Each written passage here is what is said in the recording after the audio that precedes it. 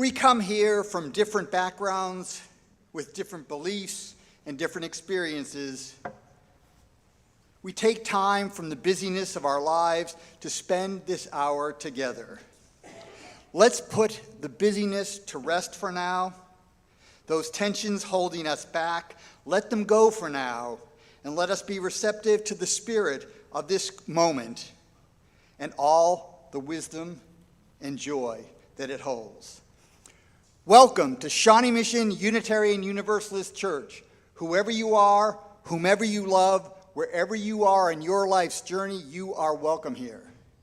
Welcome to the visitors, which includes our officiant today.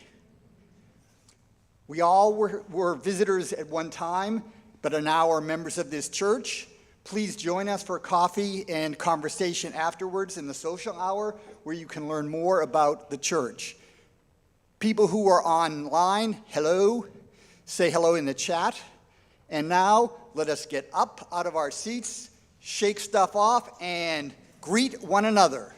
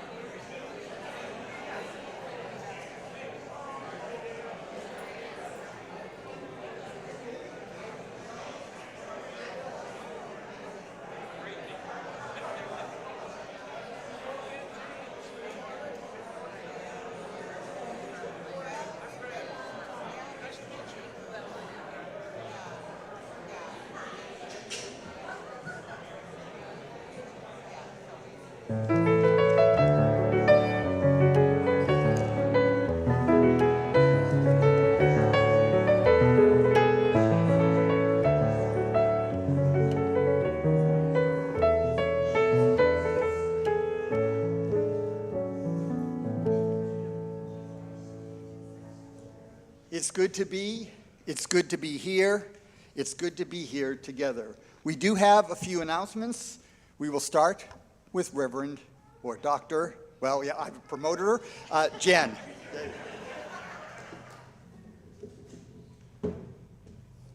All right, good morning. Today, you are invited to a historical timeline presentation taking place in the sanctuary at noon.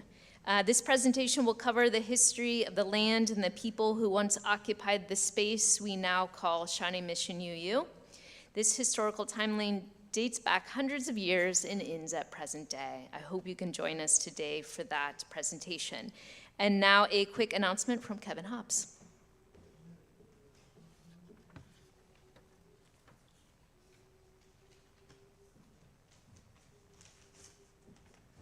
Thank you. Good morning.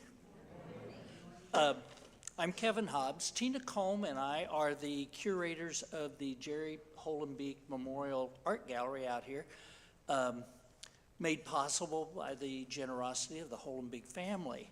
And our mission is to showcase the creativity of the SMUUCh congregation, their families, and other creative individuals in the community. So it's really open to everyone. The gallery offers emerging artists as well as seasoned artists the opportunity to exhibit their work to our diverse community. So today I'm very pleased to introduce our next artist that will be showing in the gallery. An avid author and storyteller, Matthew Christ, has embarked on a new and vivid journey of mixed media art. Through his watercolor paint and inks, Matthew has cultivated an array of animals, faces, and undiscovered places to show us that there is more than one way to bring a story to life. Matt is here with his wife Jill and their daughter Charlotte, and after the service this morning, he will be doing an art talk right out here in the hallway in front of the gallery. So he will answer your questions, talk a little bit about his art and where it comes from, And we're especially proud of Matt for his work because he is our son, Gemini. So we're really pleased. Matt, you want to stand up? Yeah. So we'll see you in the hallway afterwards. Thank you.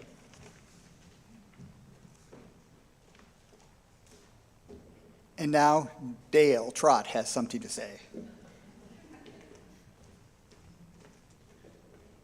Yes, I do. Most of you know I'm co-leader of the Soul Matters small group program here at SMUUCh with Vicki Miller, where is she? Right back there. Anyway, on Saturday, July the 12th, which is a week from this coming Saturday, thanks to a generous donation by one of our congregants, we'll have a workshop from 10 to 3 that Saturday morning and afternoon with Reverend Scott Taylor, who is the creator of Soul Matters and runs the whole program nationally. Our church uses material from the program for all kinds of things, including small groups. He's also going to preach here, right in this pulpit, the next day on Sunday the 13th. This workshop's open to all members of the congregation who have been in a Soul Matters group, have been in the past or are currently in a Soul Matters group, and facilitators, and lunch will be provided that day. The focus of the workshop will be to provide opportunities to learn about the program and to share experiences from both participants and facilitators. We'll also learn about other Soul Matters programs and projects that Scott is developing that are very interesting, including art projects. You might appreciate that. Scott Taylor lives in Rochester, New York, so we're flying him in for this weekend. Vicki and I are putting him up for Friday and Saturday night to save expenses, but it's going to be a great program, and I hope you can make it. There'll be an RSVP coming out pretty soon, so that we know how many people to provide lunch for. Thank you.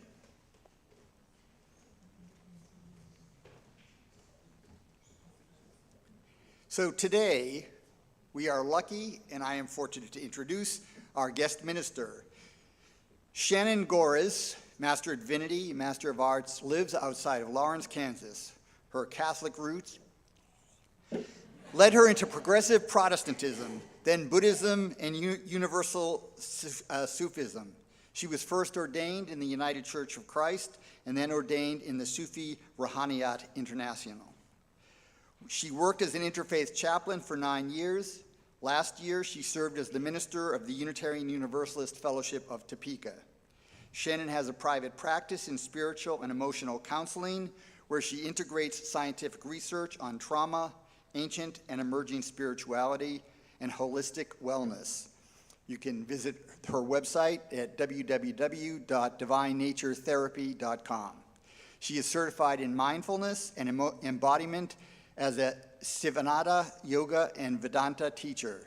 She is a forest therapy guide, a mother, poet, and queer. She is deeply embracing a hurting world and mending the ruptures that deter us from knowing divine love. So let us welcome her.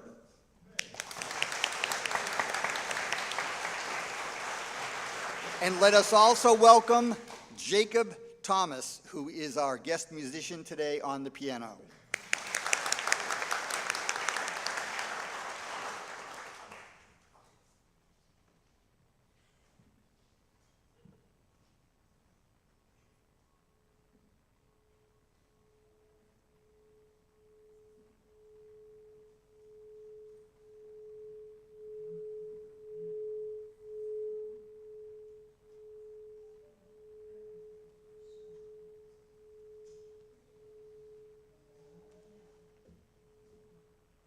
Come, let us worship. Please rise as you are willing and able for hymn number 1053, How Could Anyone, in the teal hymnal and up on the screen.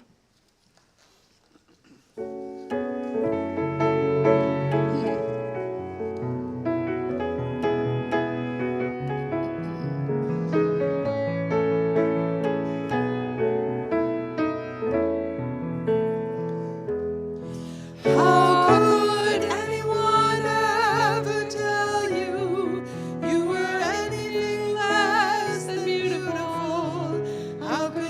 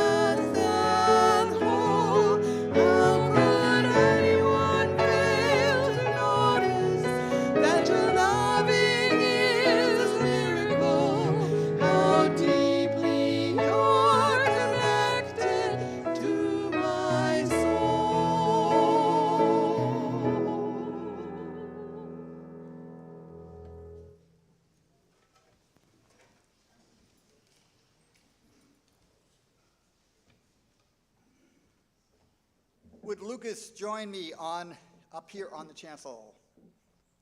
Lucas? Excellent. As Lucas comes forward to light the chalice, let us all affirm that love is the doctrine of this church, the quest for truth is its sacrament, and service is its prayer. To dwell together in peace, to seek knowledge in freedom, to serve humanity in fellowship, to the end that all souls shall grow into harmony with the divine. Thus do we covenant with one another. And now, time for all ages. All right, at this time, I invite all the children forward for time for all ages.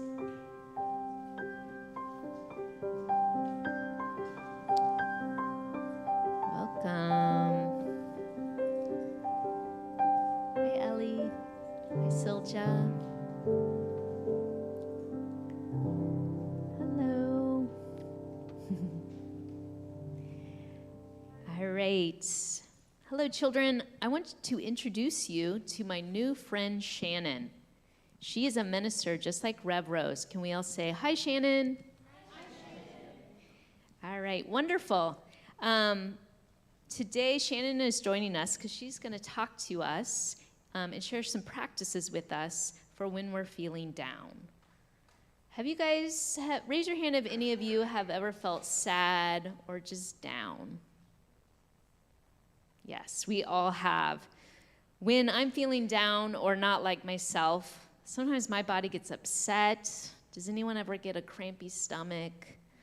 Yeah, that's pretty normal. An upset stomach is pretty normal. When I was your age, I would get so mad at myself when my stomach would get crampy and I'd start to feel upset, and I would say things to myself like, Jen, why are you like this? Why do you always do this? This is awful. And guess what? It didn't really help me feel better any faster. It actually sometimes made things really worse.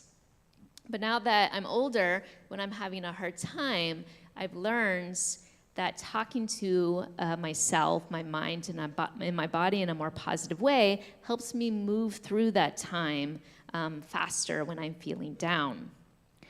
What about you all? Is there anything you tell yourself when you're feeling down or sad that makes you feel better?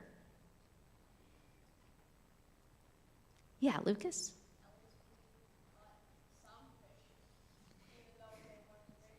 Yeah, you got to remain positive, you know. We didn't catch any big fish, but we caught some. So looking on the bright side of things, that's great. What about someone else? Is there anything you like to tell yourself when you're feeling down or sad? Yes, Rev Rose? This too shall pass. Yeah. My dad used to tell me when I was feeling down, he'd always say, Jennifer, time is on your side. You will move through this. And that was helpful. Yes? I tell myself to lock in and then make hot chocolate. Lock in. Yeah. I love that. And hot chocolate, yes. Take care of yourself. Take care of your body, what it needs. All right, well, Shannon's here with us today, and she's going to share some practices that can help our bodies calm down and feel better. Shannon, would you mind sharing those with the children? Thanks. Sometimes when I try to tell myself this will pass or it's okay, at least I caught some fish, my body is still upset. So these are 3 options that you could try. The first one has to do with butterflies. Anybody here like butterflies? Yes, got some hands. So to do a butterfly hug, we cross our arms and have our hands by our shoulders. These are our wings. And then we want to tap each shoulder. If you can alternate them, that helps the body cool down from feeling upset. It's because it crosses our corpus callosum in the brain. But all you need to do is tap your shoulders. Okay, so if you're not so into butterflies, maybe you like cats. Who likes cats? So If you don't have a cat at home to pet, your arms can be your cat friends.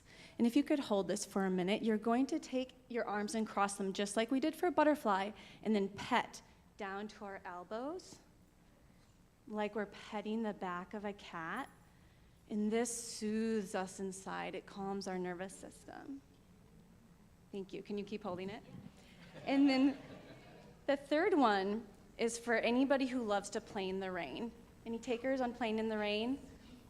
So we're going to take our hands like they're the rain clouds and start in the middle of the forehead and drip lots of rain all the way down the cheeks and all the way down the ears. And you can even make your face feel the pressure like this. Yeah, that's it.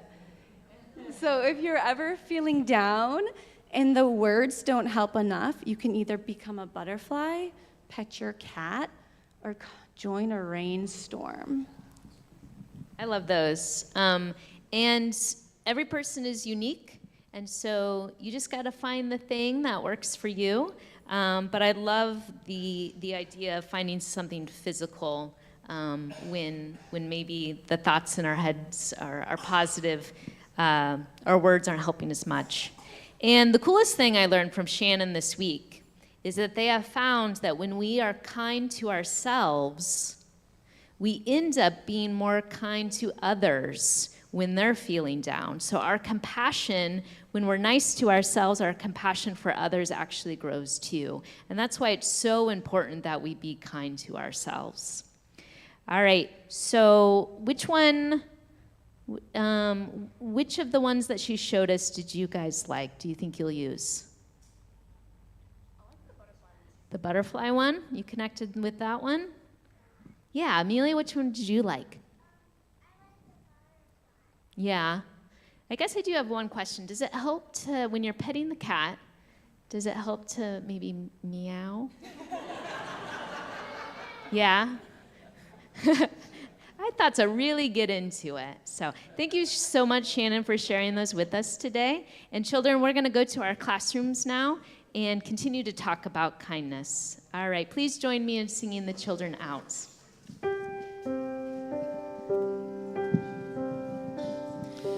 Go now in peace, go now in peace. May the spirit of love surround you everywhere, everywhere you may go.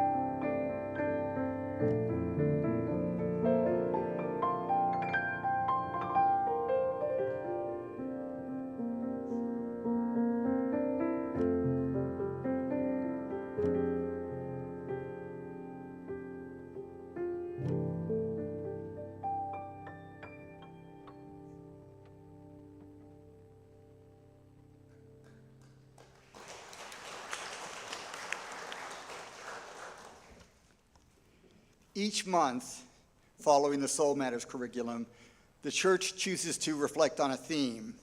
The theme for June is freedom. Since I tend to wander, we're going to start out in left field and see if I can bring this home. God. Let me repeat that. God. When I said that, I imagine, especially in this crowd, all sorts of things went through your mind. Like, what the huh? That may have been one common refrain. When I hear that word, God, in isolation, an image immediately comes to mind, without fail. That image is of John Brown in John Stuart Curry's mural at the state capitol in Topeka. You know, the angry guy in buckskin with a gun in one hand and a Bible in the other. It's sort of like God in a Nick Nolte mugshot, but with more anger and a gun. As someone who identifies leans atheist, that image does not reflect my view so much as it reflects my theological background. And I imagine when I'm on my deathbed, there's someone who's going to say, and now you'll get to see God face to face. And I'll be thinking, I don't believe in a personal God, but I sure hope he's having a good day and not packing heat. I get something of the same knee-jerk feeling when I hear the word freedom. Immediately in my mind, I'm looking at John Trumbull's famous painting. You know, a bunch of white guys standing or sitting around, all wearing white powdered wigs to make them look even whiter. Eesh. Freedom to them likely meant property rights and that twisted sense of the Enlightenment's ideas on personal liberty. It certainly didn't involve freedom or rights for people of color, Catholics, women, and as for gender identity and pronouns, I can imagine John Adams, Thomas Jefferson, and Ben Franklin all reacting with a loud, "Say what?" Sadly, like I think for many in our country, there is a sense of freedom as license to do whatever they want, no matter its effect on others, and I recoil. There is a counter-image of freedom, the freedom in the hearts of people like Martin Luther King Jr. or Nelson Mandela, who remain free though the state denied them personal liberty, and the freedom in the hearts of women speaking out in Me Too, of people of color standing up in the fight for civil rights, of those in Latin America embracing and developing a theology of liberation, not seen as the radical gift of love it is by church authorities, and of those in the LGBTQ community who have championed love in the face of hate. And for all of those, freedom is not the starchy white abstract freedom of the Enlightenment, but it is freedom within community, something that you use when we are at our best, help to realize in the world at large. So as I approach the 4th of July and I sit down to my breakfast of coffee and white powdered donuts, white powdered wigs are so passé. I'll take some time to reflect on that seeming paradox, but searing truth of freedom, but only freedom within community.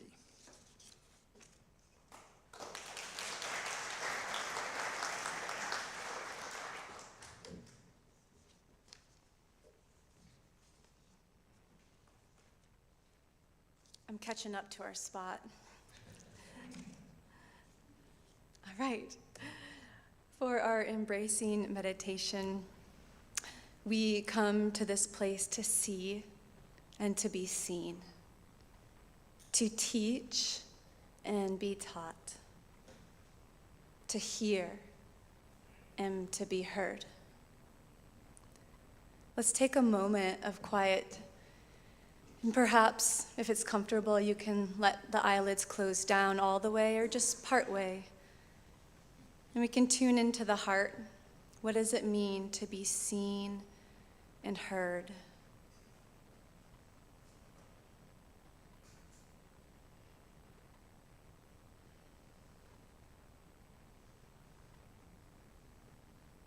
And to see and hear others for who they truly are.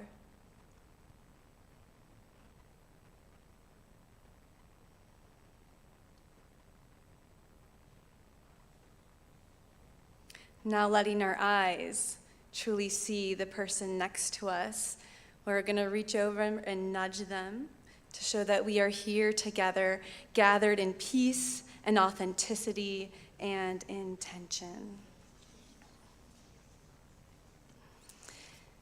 We also come to this place to share our joys and sorrows. If you have a rare joy or profound sorrow, please come forward and briefly share in 2 to 3 sentences and light a candle.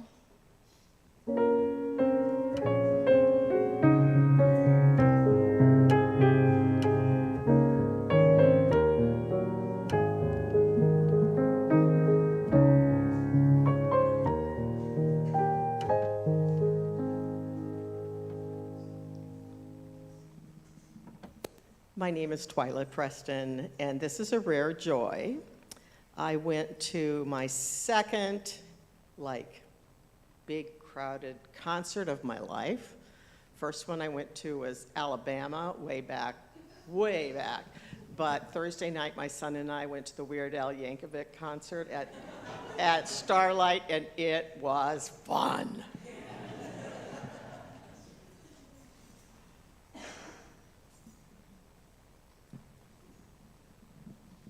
Hello, I'm Tracy, and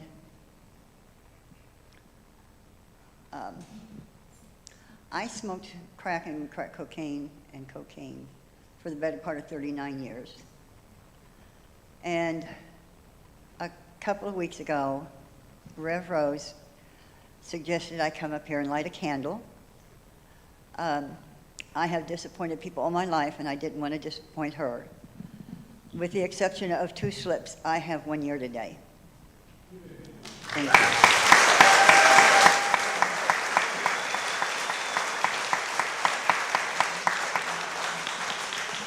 And I feel kind of silly with my little get-up here, but there's no church on 4th of July, so. And as long as I can bring a smile to somebody. Thank you.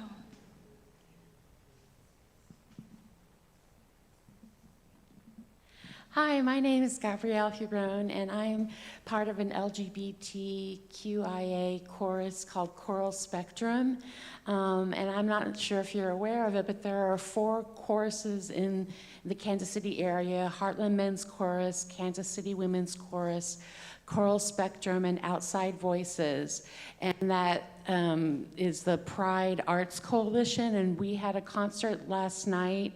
Well, it was the Heartland Men's Chorus concert, Do It With Heart, and we all had a chance to sing, and then we had a mass choir sing together, and it was just a wonderful experience to talk about changing the world and making it a better place. So I'm just lighting a candle for that. And if you want to, there's a concert today at 3:30 at Yardley Hall if you're interested.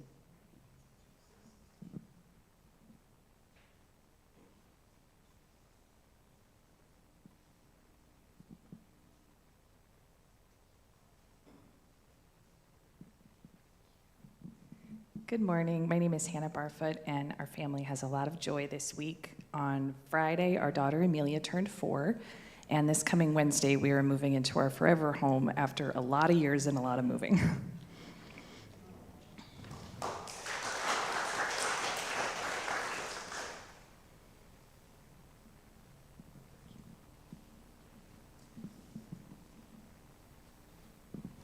Hi, my name is Nathan, and for the past 8 years living in California, we were not allowed to have pets. So I'm lighting a candle for joy for our 2 new kittens we brought into our family last week.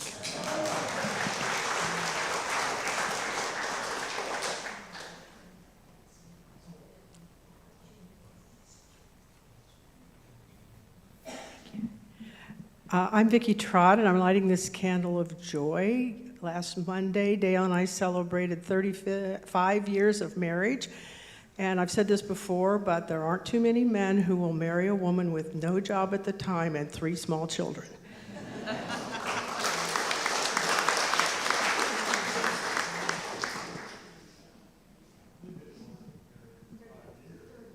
I'm lighting 2 candles, I guess, or 1 candle, but two thoughts. One is one of joy. I, too, am coming up on a wedding anniversary. Since I only have 20 digits on my body, I can't count. It's more than that, though. So Carl and I have been married more than 20 years, and we will celebrate on July 3rd.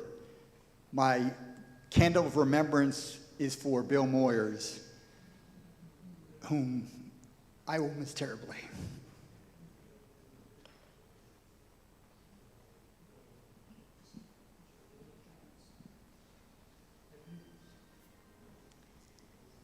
We'll light the remaining candles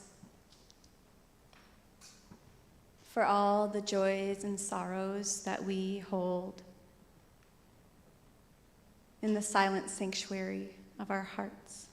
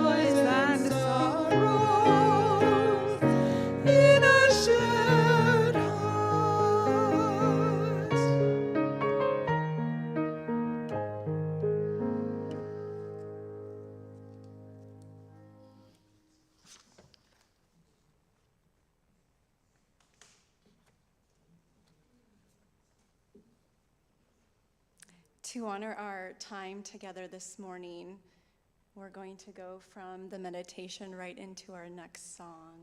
So if you can join me for Filled with Loving Kindness. It is in page 1031 or up on the screen.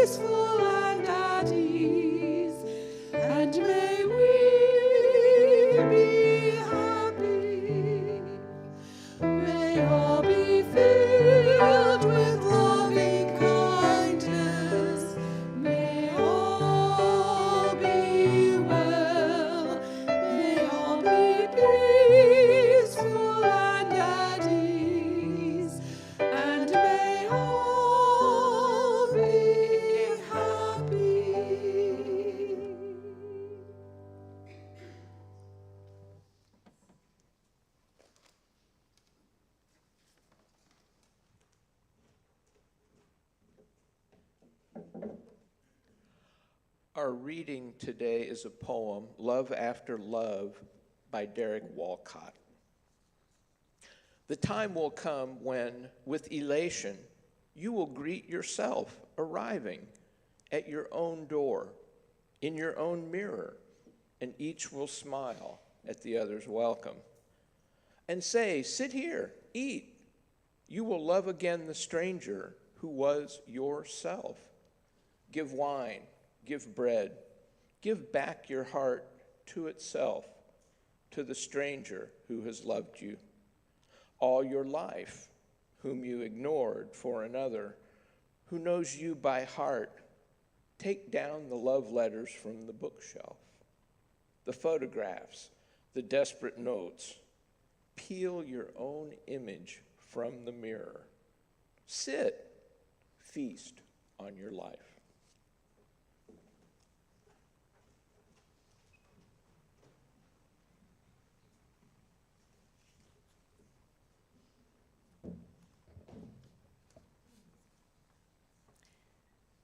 When my child was 3 years old, I wanted to plant a sunflower. So we took one tiny seed and dug a hole in the earth and placed that one tiny seed into the hole, not knowing it would make over 500 seeds. We gave it some nutrients and water, and we put it in a place of full sunshine, not knowing that tiny seed would make over 500 seeds. We weeded around it, and when it got dry, we added more water, not knowing it would grow over 500 seeds. We saw it attract bees and butterflies and birds, and how it made shade for other plants, not knowing it would grow over 500 seeds. It grew up and shined beauty. It soaked up the rain and the nutrients, received the sunlight, and it grew and grew because we loved on it. If we are to liberate anyone, we must begin with love. And love is a beauty and a beast. Love can be a challenge. It requires perseverance and discipline, opening and softening, trying again and again, suturing deep cuts, and finding those new springs of rejuvenating waters. No one can give to the world without receiving love first. Anyone who wants to offer nourishment to others must soak up love themselves. But self-love can be hard. And if you don't struggle with self-love, chances are high that someone you care about does. I'm going to share a few statistics that can be a bit cringeworthy, so breathe deep with me through them.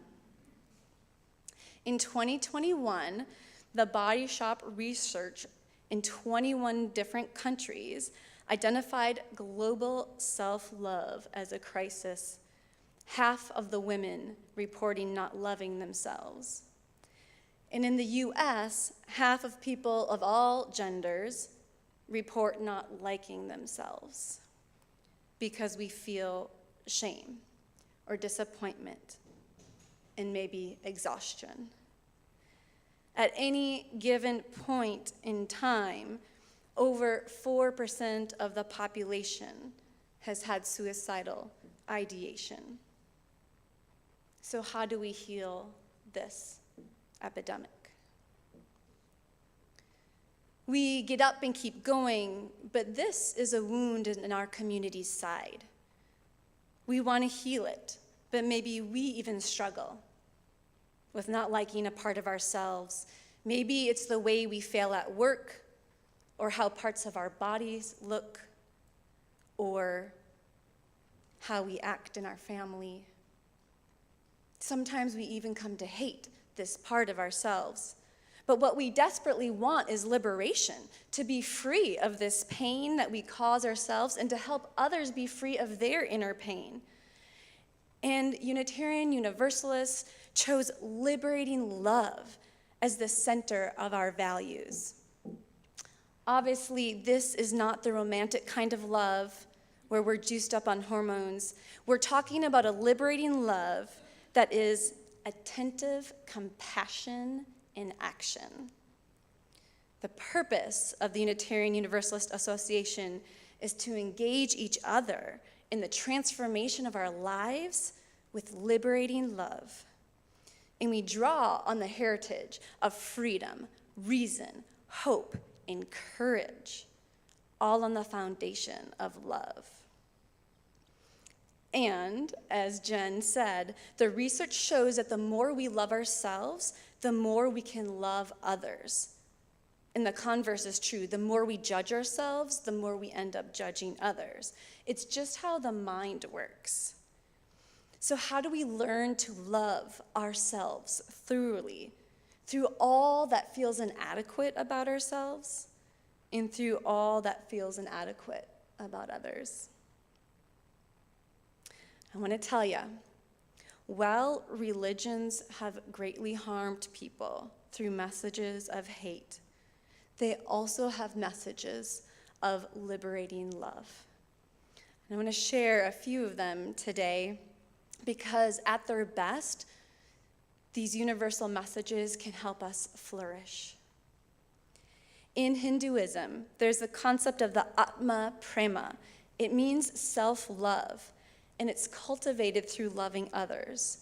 The more we pour out love, the more love flows around and is returned. It's done through a practice of bhakti, which some people might know as kirtan or chanting, and it's loving the divine and loving all of creation. Atma Prema means I am that love.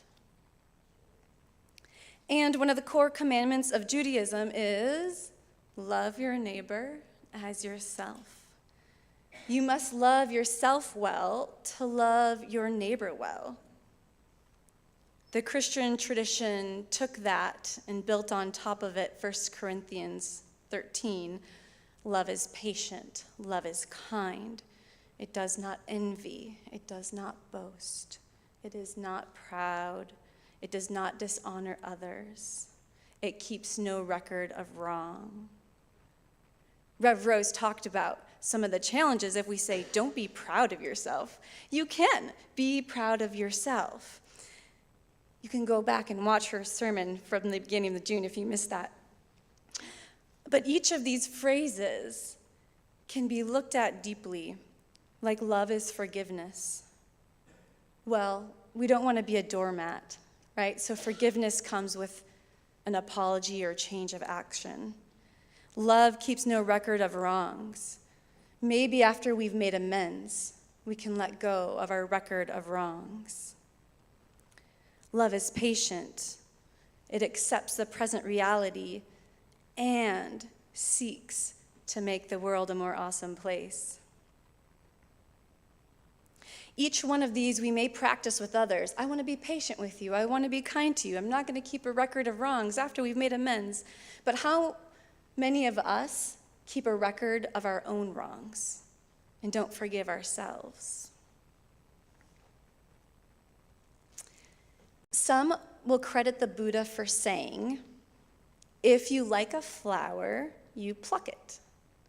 If you love the flower, you water it daily. It's not verified whether the Buddha is the source of that, but what is verified is the 4 immeasurables. That means you can never have too much of them. He taught metta, which is loving kindness, karuna, compassion, mudita, joy, and upekkha, serenity or equanimity. And by these 4, we can come into greater peace with ourselves.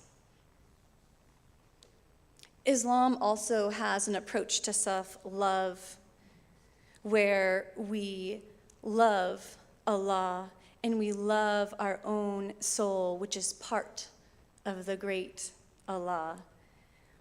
And Haramani warns that the more we love ourselves, the more we can love others, as long as we have a proper grounding of that love, so it doesn't become self-worship, where our negative qualities become good qualities or turn into narcissism, but rather that when we love the part of ourself that is part of the whole, we realize we're actually loving the small drop of water in the ocean of the world.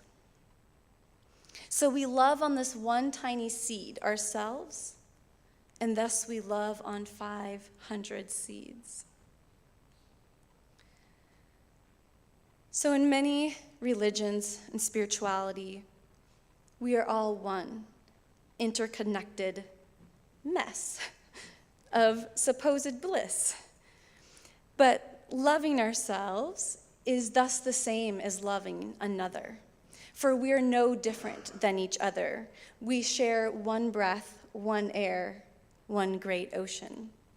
This is true in most of Hindu, Buddhist, and indigenous spiritualities. Cultivating love for the divine or for all of humanity also cultivates love for ourselves. But what if you don't feel love for the divine, or feel loved by the divine, or don't believe in the divine? How else could you look at ways to grow liberating love within? We can build our self-compassion muscle.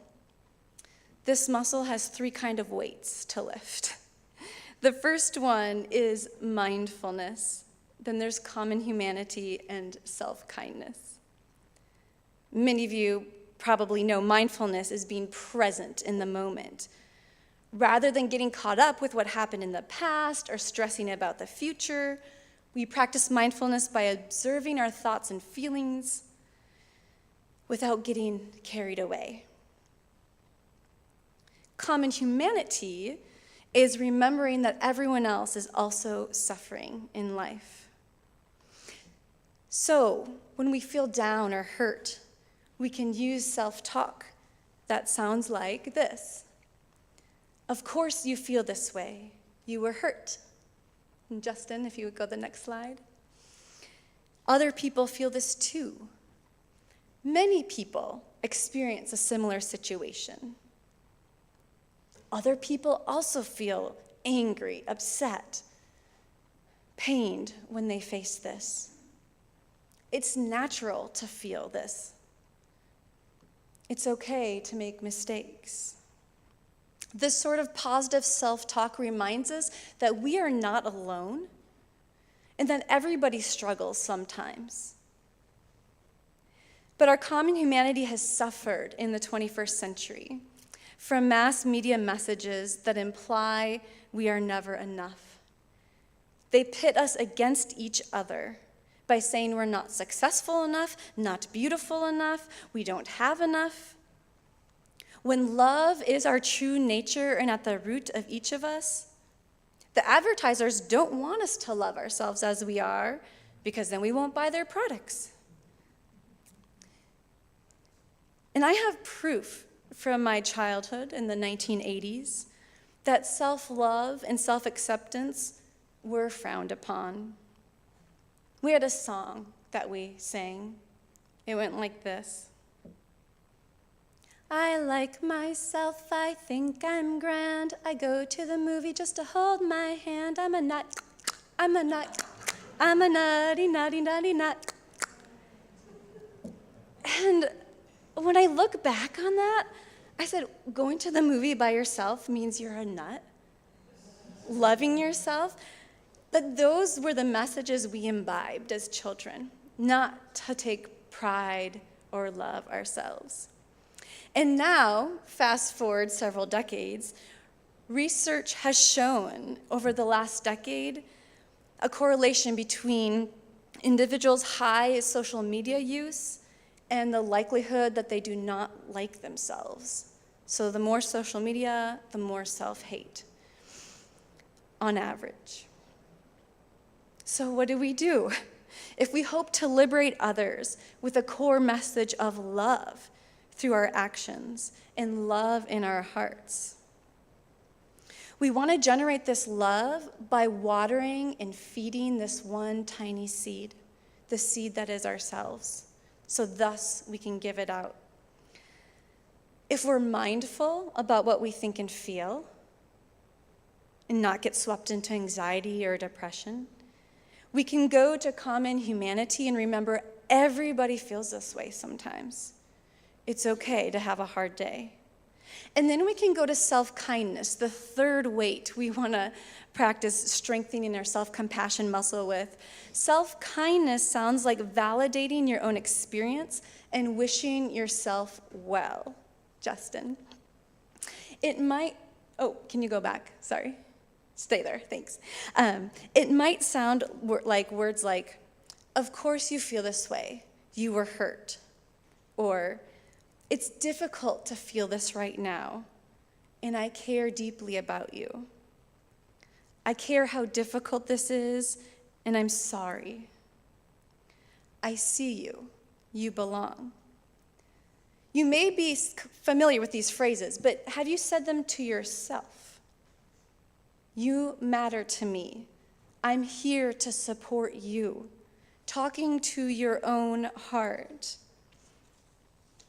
And wishing yourself well. May I be kind, may I be strong, may I forgive myself.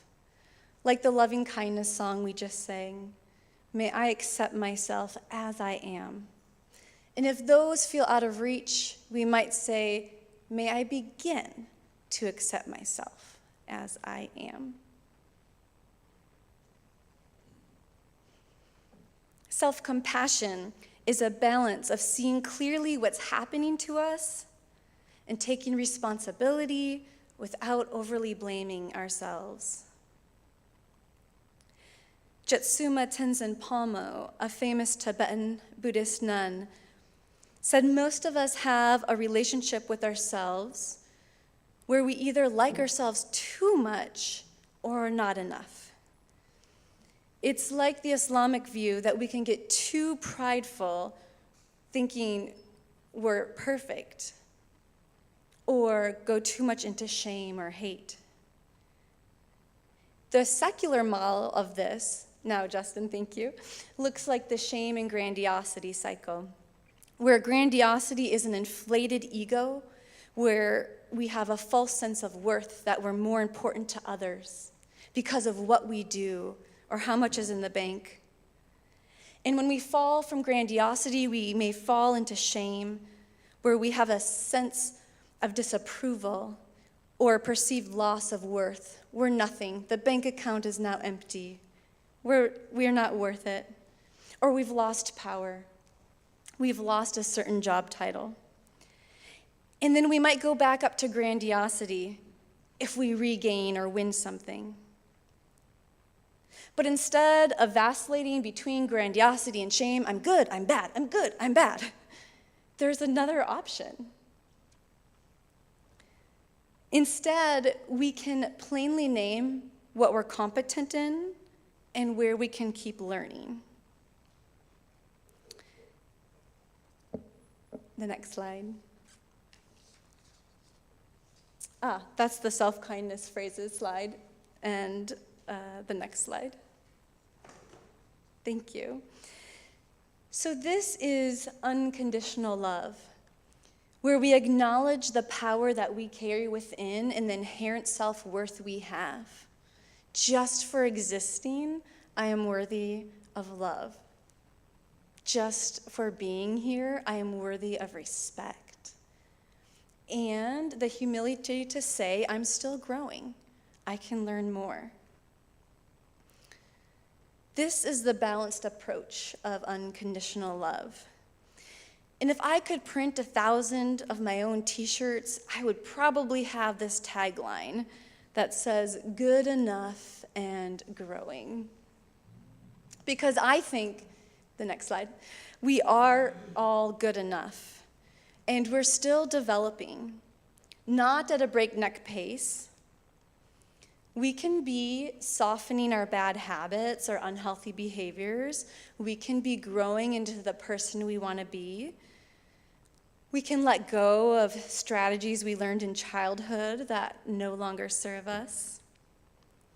And we can try to heal the pain of our family lineage.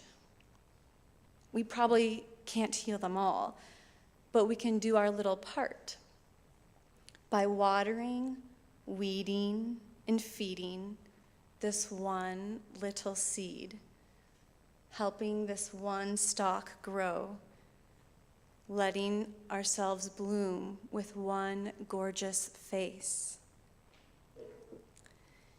And the more we continue to bring self-kindness to ourselves, the more we'll have to give into 500 other seeds. So we can use these phrases. May I be filled with loving kindness. May I be forgiving. And even grown-ups can add a butterfly tap. Please do it with me. A cat pet. Or go into a rainstorm and support the body with affirmation and acceptance.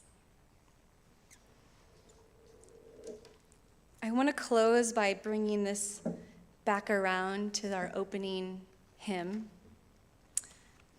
How Could Anyone? Because there's another version I'd like to try out today. 2 versions, actually.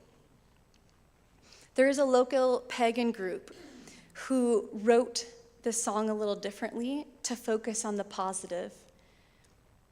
Instead of saying, how could anyone tell you you're less than beautiful, they said, we're here to tell you, you are wonderful and beautiful. So I'd like you to join in singing this version with me.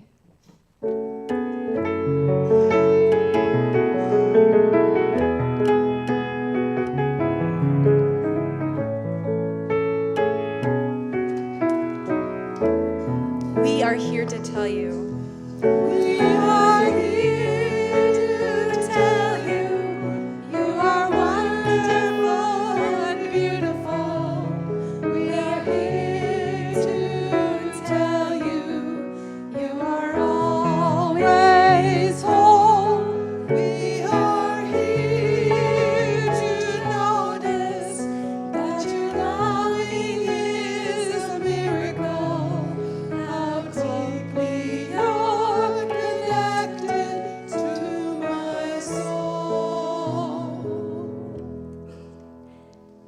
going to ask you to sing one more time with your authentic heart the words, I am here to tell me. Can you turn this love in on yourself? Can you sing from your highest self or your cosmic self? Can you claim for yourself that yes, you are worthy of watering, weeding, sunlight, nutrients, that you will pour upon yourself what you need to grow your tiny seed and give to the world? I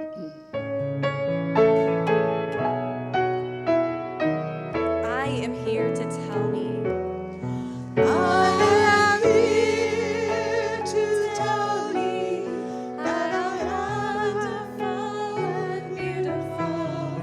I am here to tell me I am always whole. I will keep on noticing that my love is a miracle. How deeply I'm connected to my soul.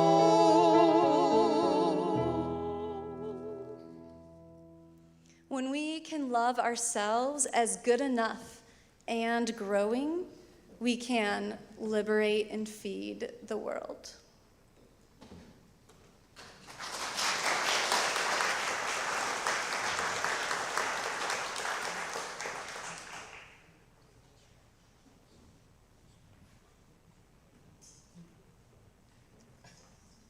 I came with a prop.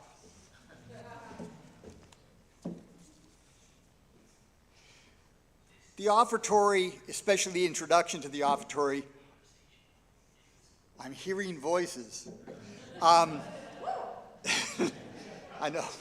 Ooh, I hope it's not God with a gun. But thinking about the offertory, it always feels a little bit like the coach going into the locker room to sort of prep the guys up for the game to come, especially since we just had the pledge drive. You know, it has that sort of feeling. And so that got me thinking about Chicago Cubs manager Joe Madden, who his pep talk to the Cubs was simply, try not to suck. And that's brilliant, right? Don't think of the big plays. Don't try to be the star. Do your part.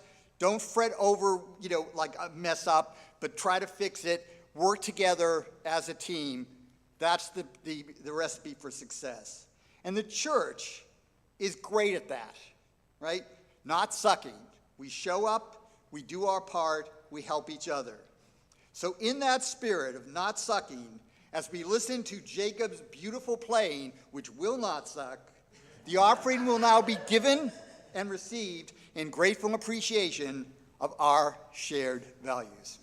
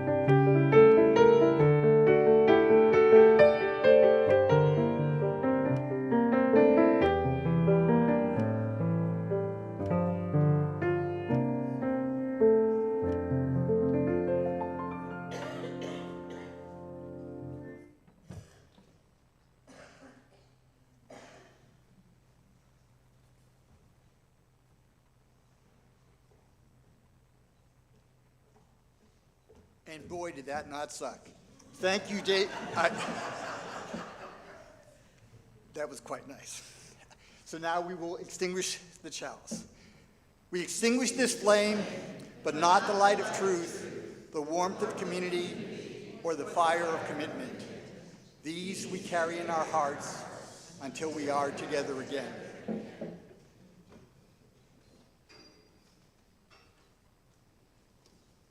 And now, hymn 95, There is More Love Somewhere.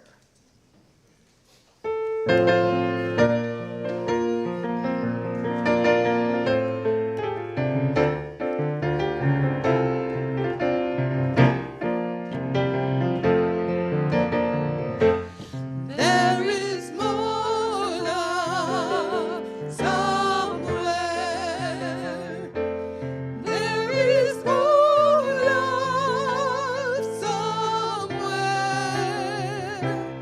I'm gonna keep on till I find it. There is more love somewhere.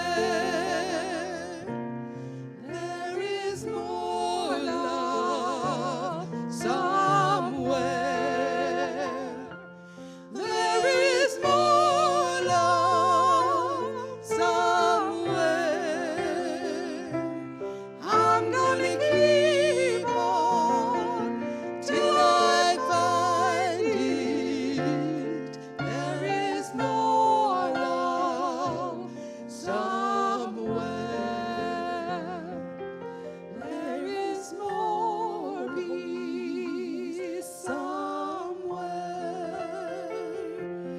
There is more peace somewhere. I'm gonna keep on till I find it.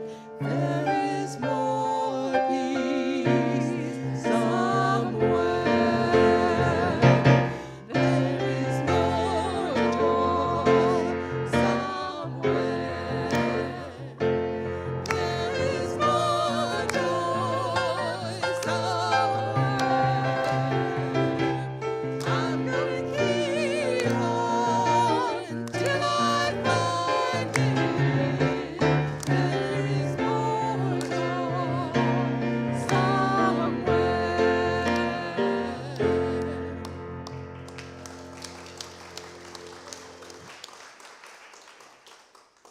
May you find an amazing love deep within that is full, radical, and growing.